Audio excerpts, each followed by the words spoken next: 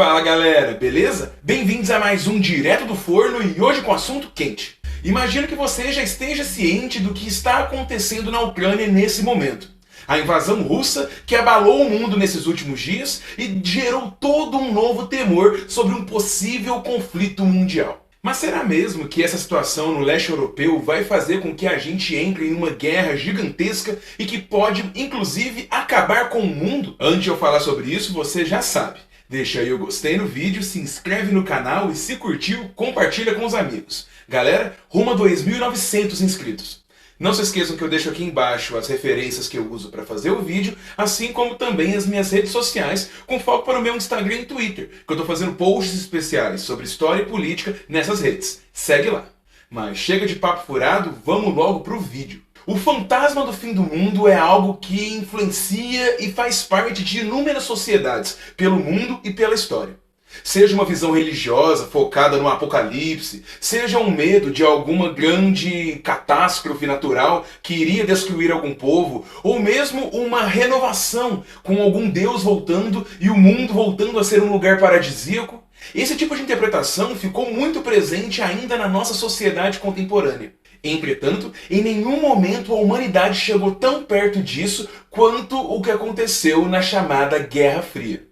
Esse momento, que começou a se constituir após a Segunda Guerra Mundial, entre as duas grandes superpotências da época, Estados Unidos e União Soviética, dois países competindo pela sua hegemonia e influência pelo globo, acabaram gerando muito temor por grande parte do resto desse mundo que temia um conflito direto entre os dois países e, principalmente, que esse conflito fosse nuclear.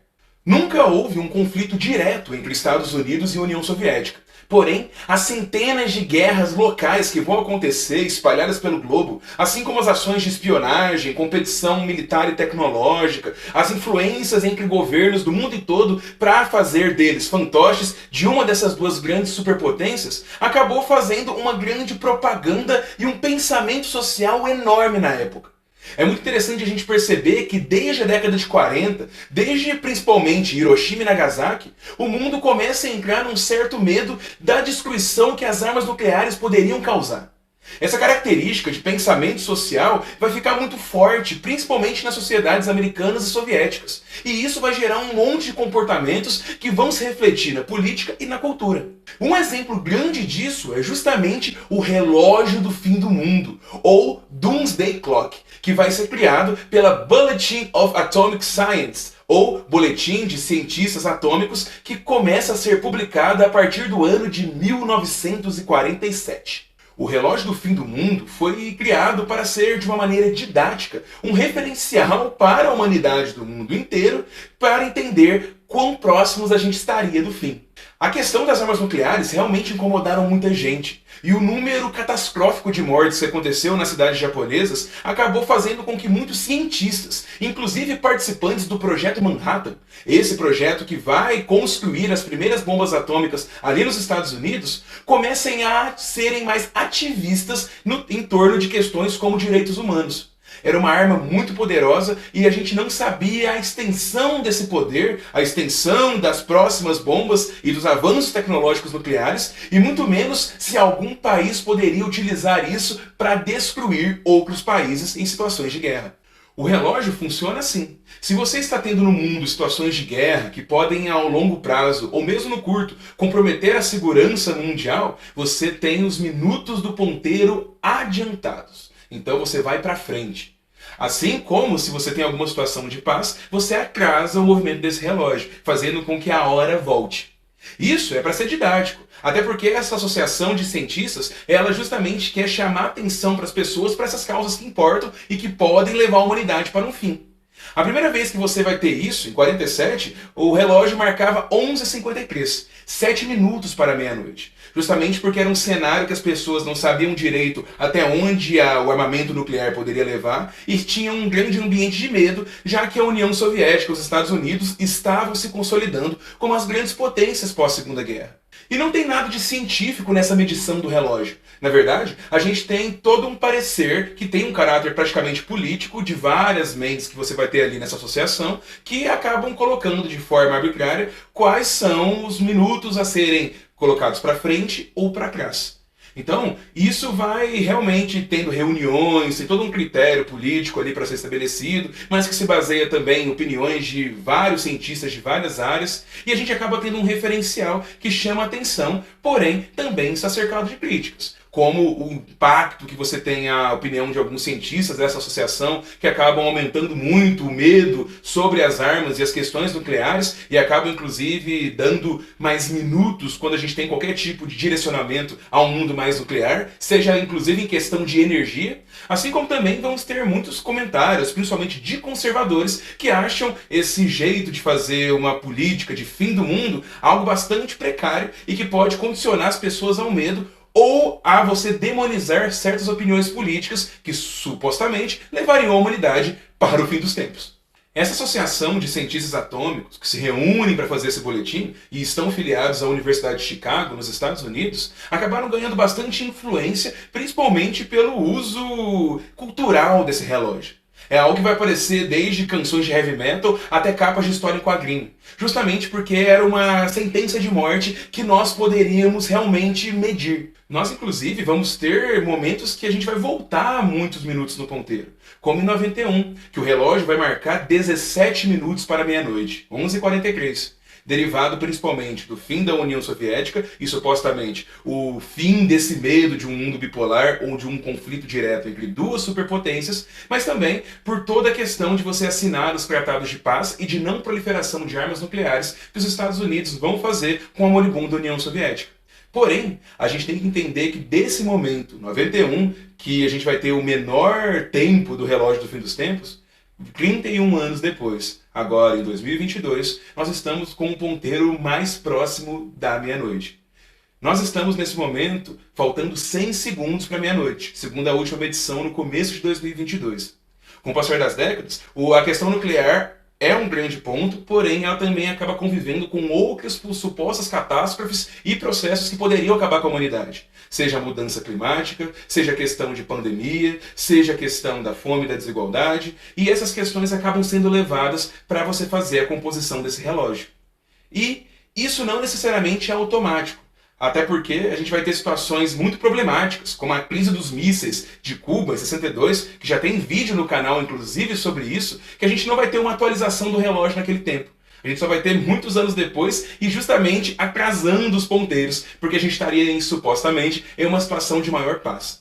Então não é uma regra, não é uma medição científica, não é uma coisa automática. O relógio do fim dos tempos, porém, acaba sendo um excelente referencial. E aí a gente chega no começo de 2022 com a pandemia na situação que está, mas também com essa situação no leste europeu. Não, nós não estamos vivendo uma nova Guerra Fria. Até porque a gente tem que evitar esse tipo de conceituação jornalística que começa a fazer conceitos históricos parecerem adjetivos e a gente, quando vê alguma coisa parecida com algum processo do passado, coloca um nome e fala que é uma versão 2.0 ou alguma coisa neo ou ultra, e isso é muito problemático. Então não estamos vivendo uma Guerra Fria. Porém, a gente está vendo uma nova configuração geopolítica que a gente não via desde a estruturação atual das questões, principalmente com o fim da União Soviética. A questão do Putin, com a sua forte autocracia russa e todas as questões que envolvem o que constrói o poder na Rússia nesse momento, está sendo realmente uma campanha que pode gerar imperialismos, que pode gerar ataques e que valoriza bastante o nacionalismo russo e principalmente uma posição de força contra seus principais oponentes, que no caso ainda são os Estados Unidos. A ideia de você não querer que nenhum vizinho seu territorialmente faça parte da OTAN ou da União Europeia é algo que pesa bastante para os russos, principalmente porque eles têm um certo pensamento político que se mistura muito a questões históricas e culturais que fazem com que eles simplesmente estranhem e vão agir de forma reativa a qualquer iniciativa desse tipo. Principalmente com a justificativa do Putin, que ele só está agindo, na verdade, numa questão de segurança. A guerra que ele está fazendo ali na Ucrânia é para você restaurar direitos de russos minoritários ali na região de Donbass, o leste ucraniano, e também para você fazer uma justiça histórica e evitar que um governo neonazista ucraniano acabe destruindo a população e, inclusive, o país. E justamente pelo fator que a gente não está vivendo uma Guerra Fria e que, na verdade, a questão da globalização ainda é um paradigma muito forte, nós temos um monte de pequenas estruturas que evitam uma grande catástrofe mundial.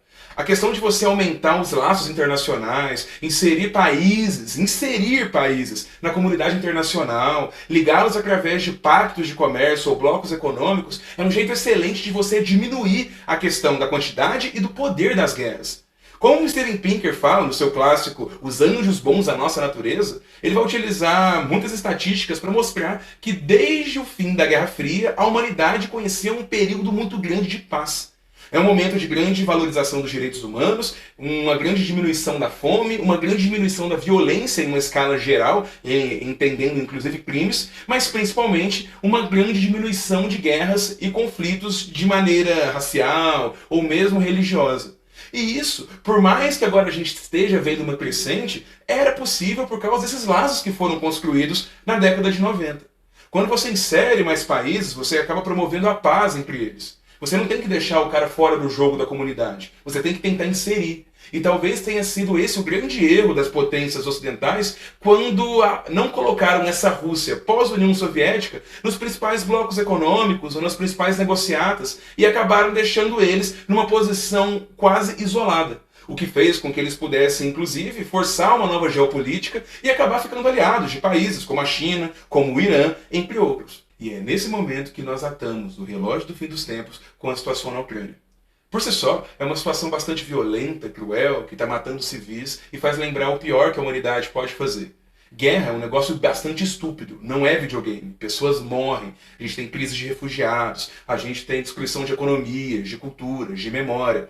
Guerra não é para ser glorificada, não é para ser valorizada. Entretanto, com a questão se aprofundando cada vez mais e a estratégia da Rússia até o momento, dia que eu estou postando esse vídeo, acaba sendo de apostar num conflito armado para você realmente fazer a sua vontade de ter uma posição anti-OTAN ali no leste europeu e conseguir dar um recado através da Ucrânia, esse sentido todo não acaba aí. Na verdade, ele vai liberar, inclusive, um monte de componentes de médio e longo prazo que podem gerar futuras guerras. A questão das sanções da Rússia, por exemplo, pode fazer com que o país se isole cada vez mais e só consiga ter negociações com outros países de tradição autoritária e que também já têm sanções ou são párias na comunidade internacional. Ao contrário da gente ter uma inserção, nós acabaríamos empurrando a Rússia para um combinado com esses países. E isso é muito problemático. Porque sem laços internacionais, com poucas opções de comércio e tudo mais, a tendência maior é que esses países de tradição, principalmente autocrática, acabem apostando em guerra. Acaba que a guerra é o jeito de chamar a atenção da comunidade internacional, negociar sanções, como a Coreia do Norte faz sempre com os Estados Unidos, assim como também é um jeito de mostrar que ou vai através da guerra ou não. E isso inspira a cultura, porque envolve o nacionalismo, envolve um patriotismo e envolve futuras gerações que podem acreditar num mundo em uma perspectiva nacionalista, militarista e expansionista. É algo que o Putin realmente acaba valorizando muito, inclusive com a sua grande parceria com as Forças Armadas Russas, focadas inclusive nessas futuras gerações que estão crescendo sob sua égide, e também sobre o seu imperialismo, que a gente vê muito no leste europeu, mas está dando muita força na Ásia Menor. Os países ali que faziam parte da União Soviética, todos aqueles estão agora ficando cada vez mais sob a asa do Putin e do seu principal aliado politicamente no momento, a China. E não, eu não estou fazendo isso para dar uma desculpa que o Putin não deve receber sanções, nada disso, deve. A questão é que se a gente apostar para uma solução diplomática, ela tem que vir através dessa inserção da Rússia na comunidade internacional. A gente não pode isolar, não pode fazer discurso cruzadista, até porque governos e povos são coisas bem diferentes. E as grandes camadas da população que estão ali protestando contra a guerra, inclusive, têm que ser ouvidas, respeitadas e analisadas. A questão é até quando o Putin governa, até quando a gente vai ter governos autocráticos, até quando a gente vai ter estruturas de poder que acabem arruinando a democracia, gerando censura, proibindo opositores, protestos, liberdade de expressão. E essa é uma situação bastante grave.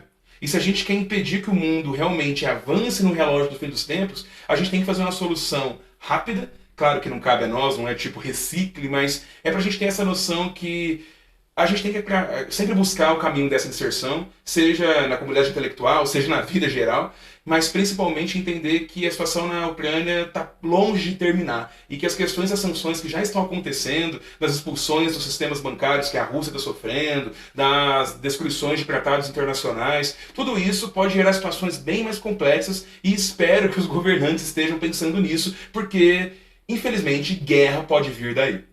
Mas esse ensaio para a gente lembrar desse relógio do fim do mundo é importante para a gente lembrar que a gente chegou em um momento que nós voltamos tanto o relógio que a grande ideia de esperança e de um fim da história, como dizia o Fukuyama, iria prevalecer e que todo aquele passado de ameaça nuclear iria morrer. E a gente não pode dar esse luxo de ressuscitar o fantasma do fim dos tempos, porque seria bastante grave e seria também algo que contaminaria bastante a cultura global e inclusive o jeito que se faz política, que acabaria redundando em mais guerras. Gente, isso aqui é um ensaio histórico praticamente, fazendo essas noções do que está acontecendo na atualidade com esse posicionamento social, cultural, intelectual que o relógio do fim dos tempos tem desde a década de 40. Espero que tenham gostado desse vídeo, pensado nas reflexões e entendido que a paz já foi possível e pode ser possível, mas ela não vem da eliminação de atores no jogo, ela vem da sua inserção. Muito obrigado por quem curtiu, viu até aqui, não se esqueça de dar like, se inscrever e eu vejo vocês na próxima semana com mais um Direto do Forno. Até lá!